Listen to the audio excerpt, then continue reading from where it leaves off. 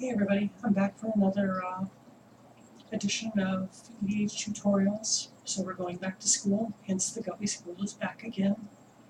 We're going to do another little basic deck building thing. So last time we did mono white, the basics to constructing it. So this time we're going to do mono blue. That's the next one on the color pie, so that's where we're going. I'm going to go in order so I don't lose track. So to build a deck, you go to your collection, hit the little button down there, give it a title, change format to Commander, make sure it's regular Commander, not 1v1, and pick yourself an avatar. I wish they'd add all the planeswalkers, not just the ones they have in here. We're doing blue, so we're going to pick Jace. Why not? So this is where you put your commander. We're not going to bother with that on here. And I'm going to shrink this down while we're working. So the very first thing we're going to do is we're going to build a budget version of a blue deck skeleton. This is the basics to how you would play a blue deck if you're working on more of a budget. And this goes for Paper Magic and Magic Online. The prices vary between the platforms, but yeah, I'll try and keep that in mind. It hasn't been that long since I played online. So we're going to start with our land base. This is where you start with any deck. Obviously don't have to worry about command tower because, yeah, we're only doing one color here. So I mentioned these vision lands before. I really like them in one color decks, especially when you're working on a budget. If for some reason you get land screwed, this functions as having an extra land. Granted, you have to return an untapped island to your hand when you play it, and it comes in tap, so it's bad on the tempo, but it can turn a bad draw really, really good. And in a good draw, it's just kind of neutral. So I really like having those. I also really like the cycle lands when you're playing one color. When you get into two color builds, we're not going to have as much to do with those. The man lands are really nice. These are lands that turn into creatures. They're all really, really budget in the one color builds, and they'll be protected from things like board wipes, sorcery, speed removal. It's just nice to have little creatures. So if you've got someone really low in life and they think to save themselves with a board wipe, you can get in for those last couple of points when you need to. So pretty much all my one color decks are going to run those. You're going to need two lands that are able to destroy other lands. Ghost Quarter is one of the best budget options that you've got.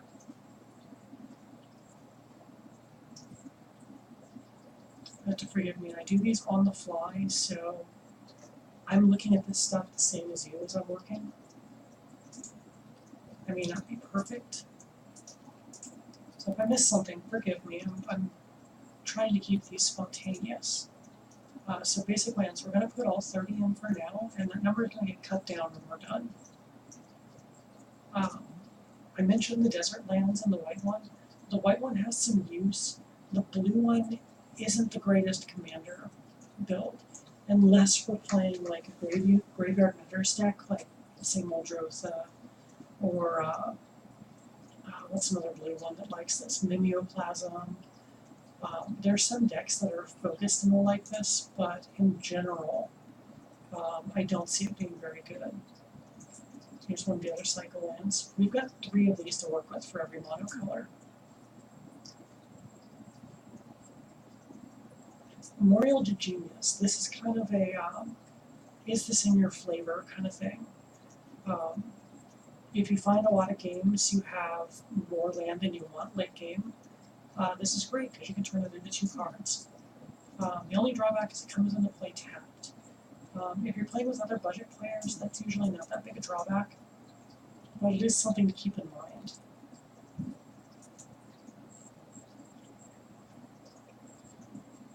Blue is a little low on defense sometimes, So I would definitely consider putting in Mystifying Maze. If you have access to Maze Event, that's definitely better, but Maze Event doesn't make mana. So Mystifying is definitely the better option in most cases. Here's our third cycle land. And then this is a mainstay in every commander deck. Do not build a deck without Reliquary Tower. I don't care if you want things in your graveyard. If someone plays Cyclonic Rift and you don't have a way to keep your hand, you're going to regret not having this in your deck. That's just a card to always keep around. Do not forget it.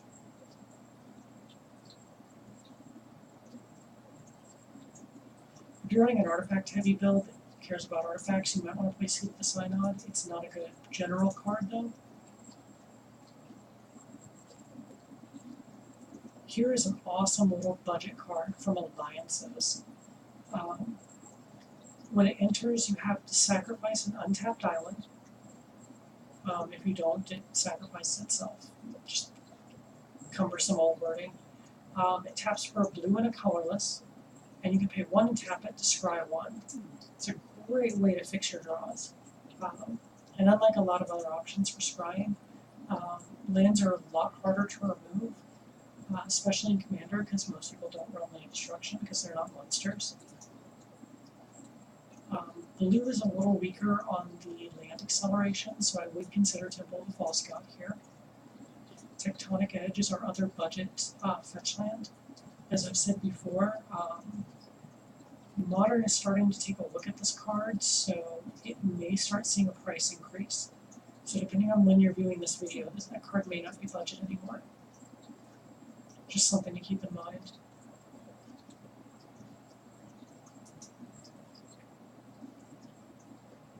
I hate how it auto-selects some cards while I'm scrolling. Okay, so that's our basic lands. As far as on top of that, for our core mana base, we want to have 3 mana rocks in here as well. The 3 I go with for a budget build are Soaring, which is the card other than Reliquary Tower that should be in every commander deck.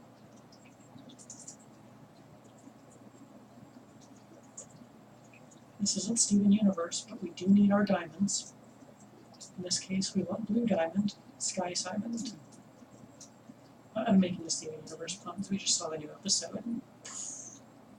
Oh my god, White Diamond. That'll date this video, I'm sure. And then we need 1 more mana rock in here. And this gets a little tricky.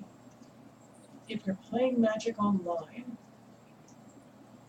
this can count as a budget card. Thought Vessel gives you no maximum hand size, which is much more valuable than blue. That said, in Paper Magic, that's an $8 card right now. So, which one do I want to use here? Oh, I'm blanking on the name of it. This is the drawback of doing these live. Everflowing Chalice, there we go. So this has multi-kicker 2. Every time you pay 2 and you cast this, it gets a counter, and then it produces a colorless for every counter on it. So early game, you can drop it for 2 mana and tap it for 1, so it works just kind of like a Mind Stone. You can draw it late game, you can tap 6 and have it tap for 3. You can funnel 10 mana into this, have it tap for 5. It's a very flexible card. And in blue, that carries a lot of value. Blue is a lot about flexibility. So when we counter 3 mana rocks and our lands, we want to have 40 cards. So you can see we're 5 over here. So we're going to remove 5 of these islands.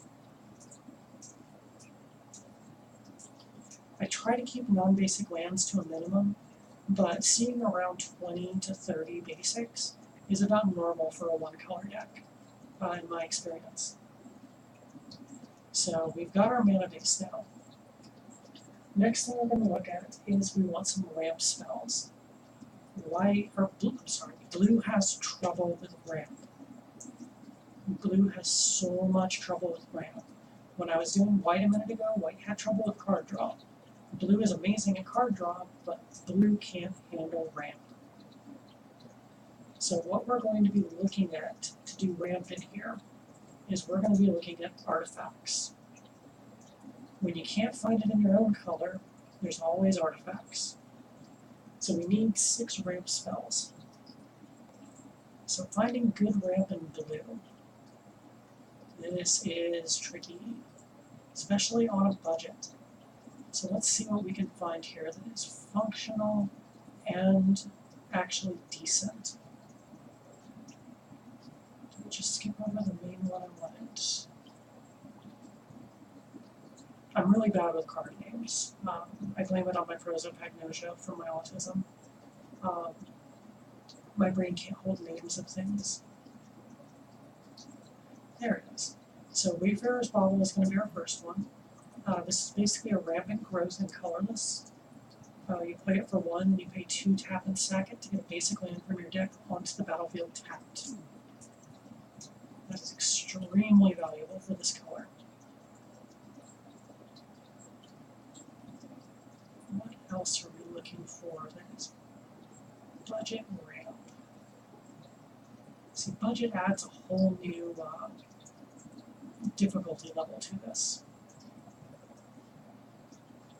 There's a bunch of cards I would consider that don't quite fit into the term budget. Oh, Lightning Greaves is another one of my cards, just randomly, that I think should be in every commander deck. I can't think of hardly any deck where that card isn't valuable. Just throwing that out there while I'm searching. Again, I'm not great with the card titles. Honestly, after 20-some years of playing Magic, all the titles kind of blur together in my head. It's hard to keep them straight. Star Compass is another good one. We should always have a basic, so this should always make us a blue mana. Functions just like having an extra Sky Diamond. If you remember, I put this in the mono white budget build as well. If you've got creatures, I would certainly consider Sword of the Animist. I don't want to throw it in as a generic, or into a generic build, but that is one that you should take a look at if you're running a lot of inexpensive creatures. Thematic Compass, one of the best cards in Magic in my opinion. Definitely something we should consider. This will fetch basics out of your deck, put them into your hand, so it doesn't ramp you ahead, but make sure you hit your land drops. And once you have enough land, when you have 7 in play, it'll flip and turn into functionally a Maze of Ith, which is one of the best cards in Commander.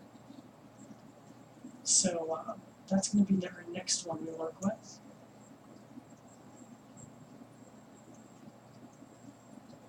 I've got another one in my head that I want to choose, but again, I'm blanking on the card title. Burnished Heart. This is definitely a Commander staple.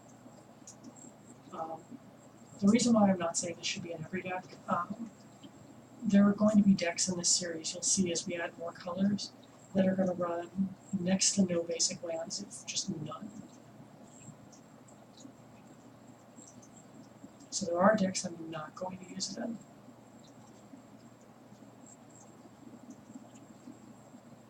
So up to 4, what are some other good ideas for ramping?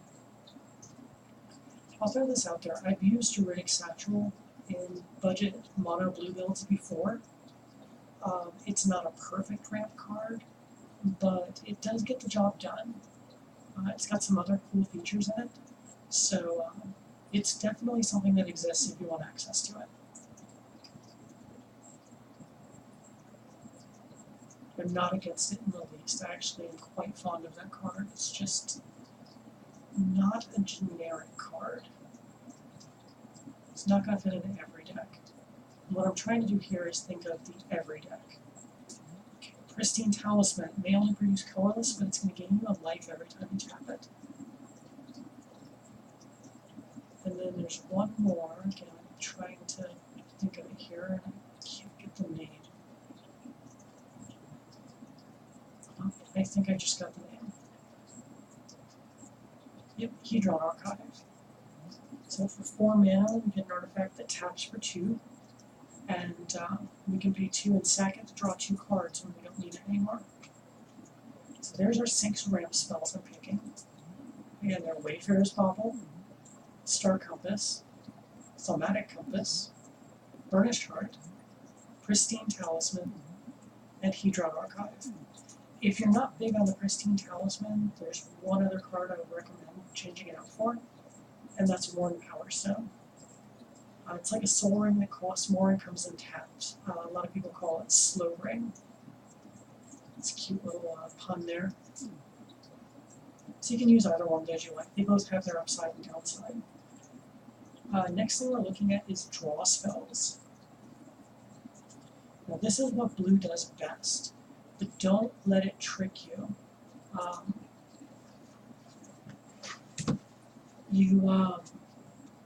You don't want something that only draws you a card once. Like, Brainstorm is one of the best cards ever printed, but it only works once. So that's not going to get the job done. God, there's some really, really good cards that are just out of the budget range. We'll get back to them. Enclave Cryptologist is a really good start. This gives you a way to use up your mana early game in case you have too much mana sitting around, which does happen. And as soon as you get this thing up to 3 counters, which will cost you a total of 7 mana, you just tap it to draw an extra card every turn. So that's a really good start to this. Let's see where else we want to go. Budget card draw. Standstill is another good option, especially if your deck is a little slower on tempo, which a lot of mono blue decks tend to be. When a player casts a spell, you sacrifice it, and then all of that player's opponents draw 3 cards. You'll make some friends at the table. You'll get a lot of people to draw go early game, which can usually benefit you. So that's a nice little way to trick people into getting a card draw.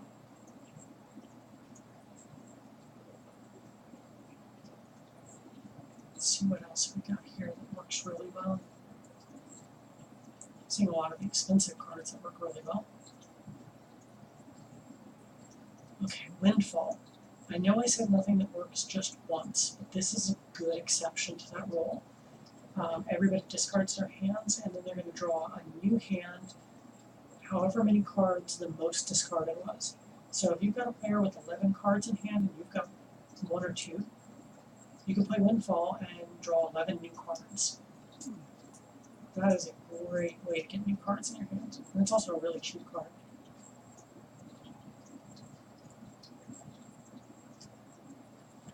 And I mentioned on the last one, I'm just going to mention it on all of them just so it's clear. Solemn Simulacrum.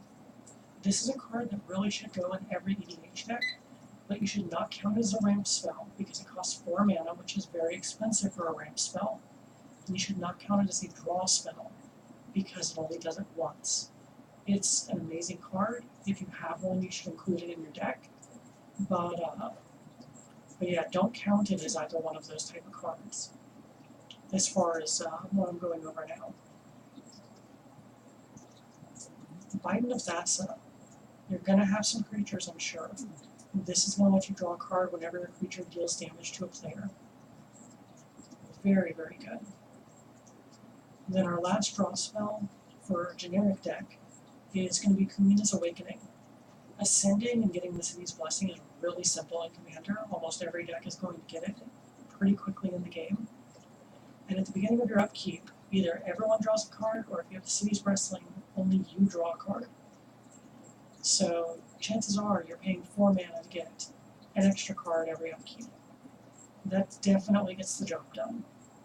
So there are all of our extra card draw spells for our mono blue budget.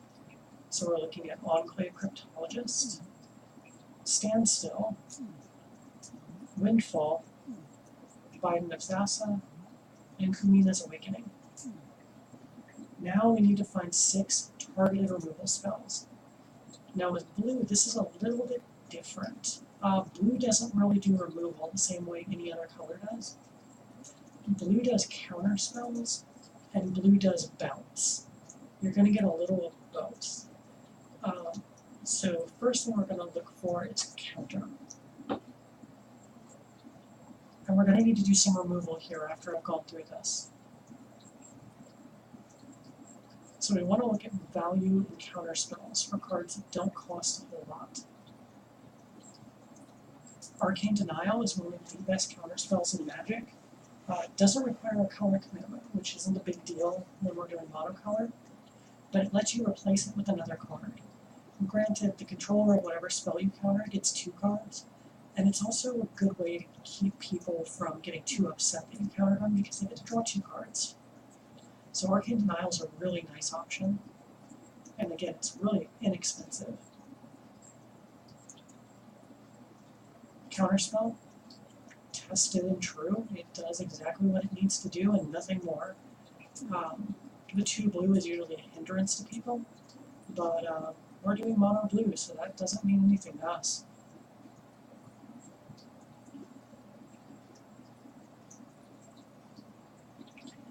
Dissipate. Dissipate and Void Shatter are essentially the same card. Void Shatter is colorless, so it's got a little bit more playability. So it just comes down to whichever flavor you like. They both counter a spell and exile it. Key thing being the exile the spell. So that is definitely, one of those should be a card you can consider. 2 is even better if you have the room for them. They're both just really, really good. And then the last budget one I want to look at is Insidious Will. This is so much flexibility on this card. You can counter a spell, you can redirect a spell, or you can copy a spell. You can do anything you want with this. And for some reason, this card isn't in more lists, and it's still really, really cheap. So that is another one that should be looked at when you're looking at budget removal here. Yeah, I think that's all my budget counter spells. Now I'm going to look for the word return. So we want to be able to return things to people's hand or other areas. One of my personal favorites that isn't on a lot of people's radar is Expelled from Araska. This is another one with Ascend, which again is going to be easy to get. You return a non-land permanent to its owner's hand. If you have the city's blessing, you can put it on top of its owner's library instead. So you make them either recast it, or you make them waste a draw step to get it back and then recast it. You can really, really punish someone with this. Almost every card that puts something back on top of its controller's deck costs at least 4 mana. So being able to get it for 2 is just ridiculous. The drawback is supposed to be you have to have City's Blessing, but again, a commander, it's a piece of cake to get. So that should definitely be our first one. And then we're looking for something else that is cheap. Yep, I can't go wrong with it. Capsize is your other one. So for 2 blue and 1, return target permanent to its owner's hand. So you can do lands as well. The big thing on this is you can pay 3 additional mana and buy it back, which means when you cast it, it goes right back into your hand. So for 6 mana, you can bounce it and then be able to use it again. It's one of the most flexible removal spells in blue. And even though it has a lot of reprinting, it's still really, really cheap. You can get a copy very inexpensively. I just saw it. I'm going to mention it because I'm here. This doesn't have any bearing on anything else, but Dissipation Field is an auto-include in all my blue decks. Whenever a permanent deals damage to you, return it to its owner's hand. This will keep a lot of stuff out of your hair. It's a very, very valuable card. Okay, so we have one thing left. We need 2 board wipes. Now everyone knows Cyclonic Rift. It's the most played card in all of Commander. And that's because it's kind of amazing. It is a one-sided board wipe. Problem is, as much as they reprint this card, because it's so popular, it's a $10 card. And that is not going to fit our budget. So we need to think about other cards. Whelming Wave is going to be the first one. This is basically returns all creatures to their owner's hands. Not many people are going to have Krakens, Leviathans, Octopuses, and Serpents, except maybe you. So it can functionally be just a board wipe. So that's valuable. And then, what is that other one called? I know it's got Miracle. Okay, I don't own the other one. Yeah, I can't even think of the name of it now. So for our other one,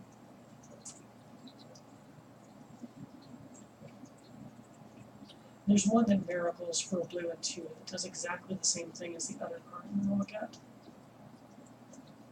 Or at least functionally the same thing. Now I gotta remember because I'm so bad with these card names. You have to forgive me, but again, I wanted to do these on the fly, so there's some spontaneity to it. That you don't feel like I just spent hours and hours on these. Because really, you should be able to do a core of a deck pretty quick. It's the specifics that really change it up and make it special. Okay, so our last board wipe we're going to do is Evacuation.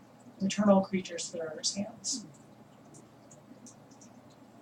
Actually, I'm going to take a quick look on Card Hoarder over here. I want to find that other card.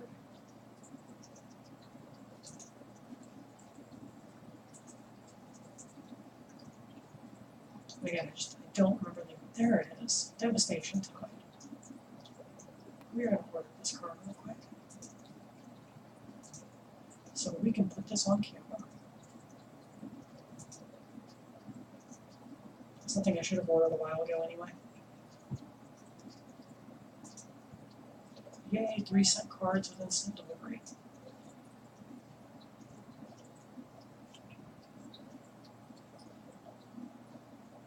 So that should be here any second. While we're waiting on it, just a reminder that our target removal, we have 3 counter spells and 2 belt spells. Arcane Denial, Counterspell, Void Shatter, Insidious Will, Expel from Marasca, and Capsize. Those are our targeted removal. And any second now. There we go.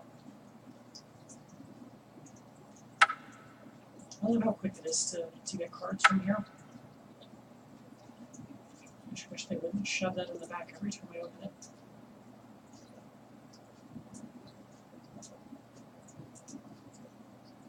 Yay, having store credit.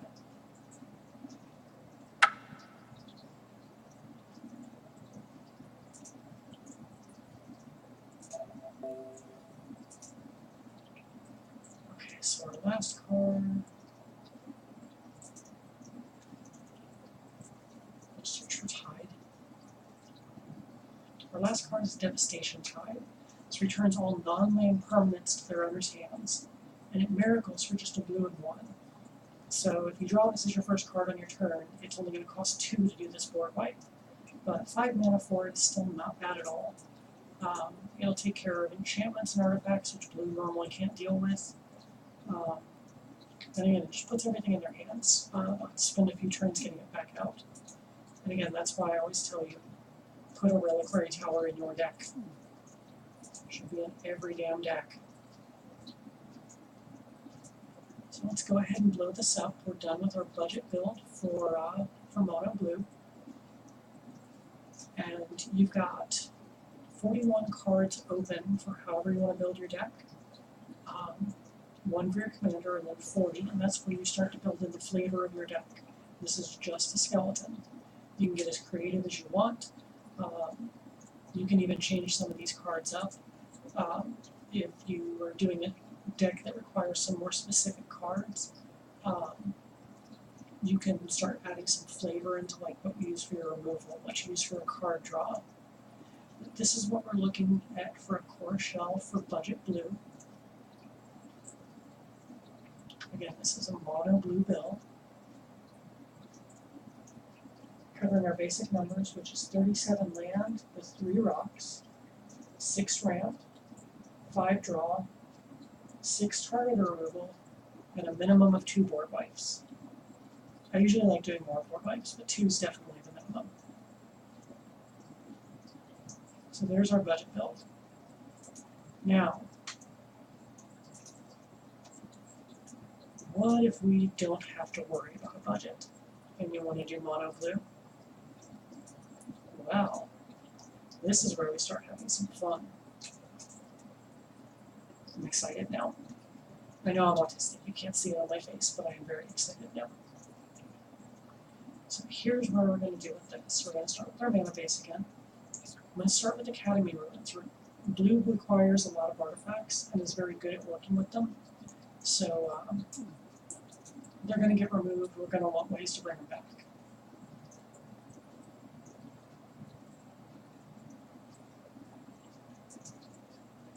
I still want my cycle lands.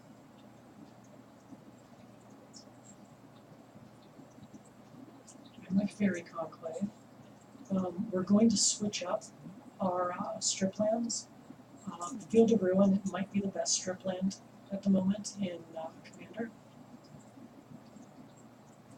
So it's definitely one of your go-to options. I'm only going to add 20 islands this time because we're going to have a lot of non-basics. Cycle land. Still like Memorial to Genius. Manamo is really great if you've got a legendary creature that has an activated ability that taps. I mean, it has pretty much no drawback except that it is a non-basic land. We definitely want Myriad Landscape in here. Good way to accelerate. Aboro is one of those legendary lands I just don't see a need for, unless you're in a play group that runs a lot of land removal. Nykthos, though, monocolors really, really ramp their devotion. So that is something you can totally take advantage of here. Reliquary Tower and Remote Isle.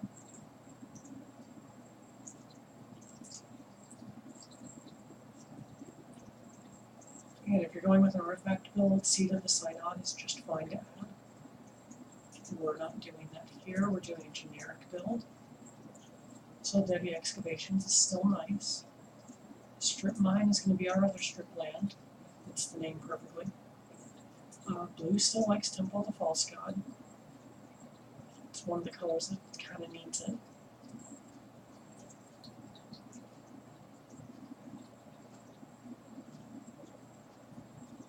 Okay, and if you watched my other video, this part's not going to surprise you.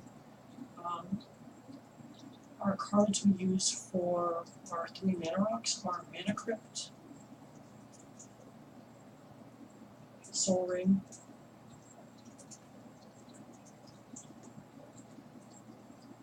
and Sky Diamond. And as you can see, we still haven't hit 40. So at this point, we're going to go back and add more islands. Normally, we had to pull a couple up. This time, we had to add. So we've still got 37 land and 3 mana rocks. We're just on a more expensive budget now. So next thing we need is our ramp. Again, blue doesn't do it well on its own, so we're looking at artifacts. But the cool part is now we get to go for the fun ones. I'll try and count these out as I go. Mana Vault is 1. I'm probably going to go over and have to cut a couple.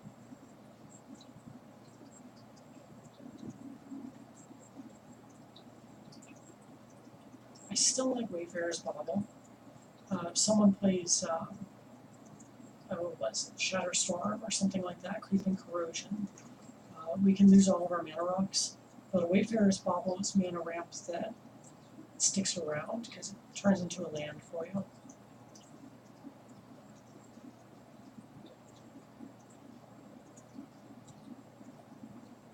Grim Monolith is a great option. It's pretty much the same as Mana Vault, you just don't take damage for it, and it costs 1 more.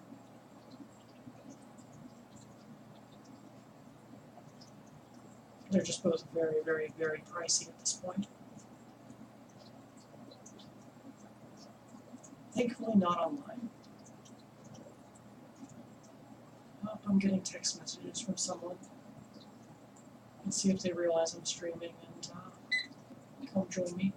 Sapphire Medallion, I really, really love the medallions when we're doing non-budget monocolor builds. I think I missed that when I was doing the white one, but oh well.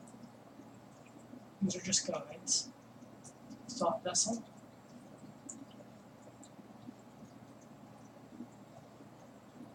And then the other two I'm going to grab are a little higher up on the mana spectrum. I think most you veterans will know these two. Duran Dynamo. Costs 4 and then taps for 3. And the other one is Gilded Lotus. Costs 5, taps for 3 of any one color. So we're 1 over on these. I'm going to go ahead and plot the Grim Monolith. So what we're looking at for mana ramp for mono blue is Mana Vault, Wayfarer's Bauble, Sapphire Medallion, Thought Vessel, Duran Dynamo, and Gilded Lotus. So there's our 6 mana ramp cards. Next we're looking at draw cards. Oh boy, does this get to be fun. Again, this is what blue is best at. Mystic Remora. This has become not budget now, thanks to people finally realizing it exists. Cumulative upkeep of 1. That's not going to end up being an issue. When an opponent casts a non-creature spell, you can draw a card unless they pay 4. If you drop this on turn 1 when people are paying their mana rocks, you're going to get a lot of cards out of it. No one's going to be able to pay. A lot of times it's functionally an Ancestral Recall. So there's our first one.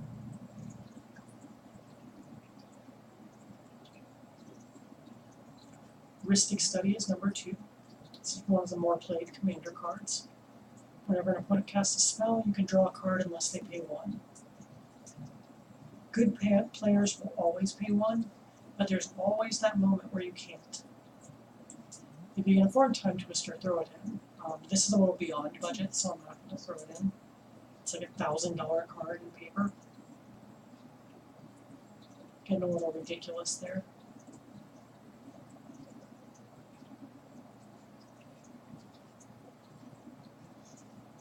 Let's see, what do I want to go with here? There's so many damn options in blue.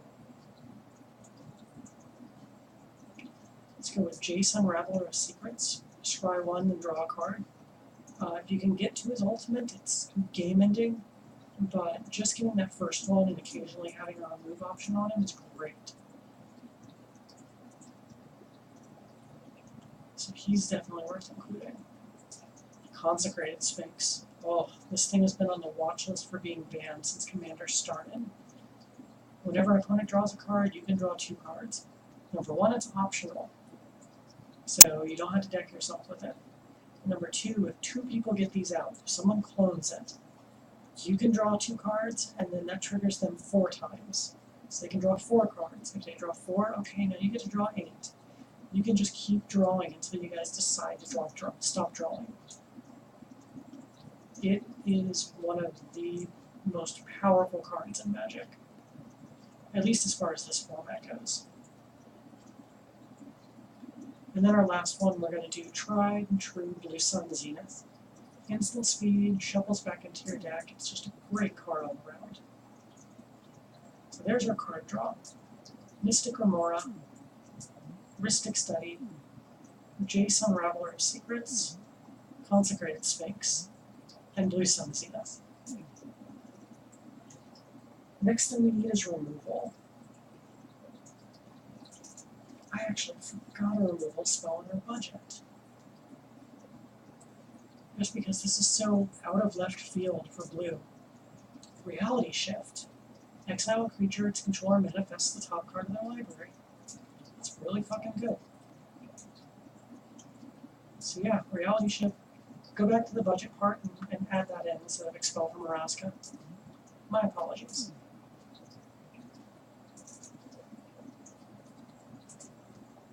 I always forget that's a damn card. Okay, so now we're looking at like counter spells. What do we want to do with counter spells in blue? and we don't have to worry about a budget. Well, the first thing is we're going to put in Mana Drain. Its counterspell turned up to 11. I might come back for some of these other ones. Disallow is next. You can counter a spell, an activated ability, or a triggered ability. Very, very valuable. I still think Void Shatter should be included, or again, Dissipate, whatever flavor you prefer. Glenalandra Archmage. She can counter 2 non-creature spells. If you can throw +1/+1 counters on her, she can counter more than that. Just a very, very valuable way to counter. And a lot of times people just see her sitting there, they just won't cast their spells. And then for our last card in here, we can do either Force of Will or Cryptic Command. Whichever one you prefer, they're both great. I'll go with Cryptic just because you can get more different types of use out of it. Hell, you can even go with Mystic Confluence. All three of those are really valuable cards. Again, you've got that 40 or so cards to play with, so you can really make it up as you go along with those. And now we need 2 board wipes. The first one should be completely obvious. The most played card in Commander. Another card they've considered on the ban list a few times. Now this next one might not be obvious. Blue doesn't do a ton of great board wipes, so you look at artifacts. Again, if it doesn't happen in your color, go check artifacts. Oblivion Stone. For 8 mana, you can play this and blow up the entire board at the same time. It'll hit artifacts and enchantments, which blue has trouble with. It will hit planeswalkers. It's going to take everything out. And if you keep it around for a while, you can even put fake counters on the things you want to stick around. But that part's not required. I almost never do that myself. But there you go. This is our optimal version of blue monocolor commander build. And again, this is just the skeleton. Your mileage may vary, but this is a good starting off point. So I'll just go through the deck a little slow here, so you can take your time and pause this as you need to write down what you want. And again, we have, as always, our 37 land and 3 rocks, 6 ramp, 5 draw spells, 6 targeted removal, and 2 board wipes. This is the absolute minimum shell you should start with when working with a mono blue deck.